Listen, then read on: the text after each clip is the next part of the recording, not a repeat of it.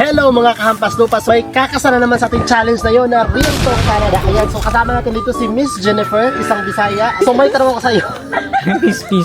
May tanong ako sa iyo kung bibigyan ka ngayon ng 5 million pesos para uuwi ka ng Pilipinas at iiwan mo ang Canada. Kukunin mo ba ang 5 million at saka uuwi ka sa Pilipinas o mag-stay ka dito sa Canada? Siguro uwi. Bakit? Tingin mo ba yung 5 million kasya na yun? Uwi ako, babalik na lang ako. At sa mo na. Gusto ko kay 5 million. Hindi, kung for good ka, bibigyan ka ng 5 million tapos mag for good ka sa Pilipinas or mag-stay ka sa Canada, ano ang pipiliin mo? Yung 5 million na for good sa Pilipinas or yung pag-stay mo dito sa Canada? Siguro kung uwi ako doon, tapos mag-business ako. So you, Para kasi, yung pera mabilis ang maubos. Pero pag in-invest mo siya, mas possible na lang.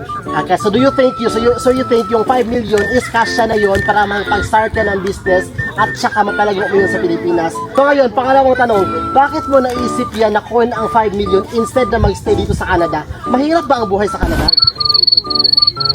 Hindi naman. Pero mas masaya kasi sa Pilipinas kasi kasama yung family.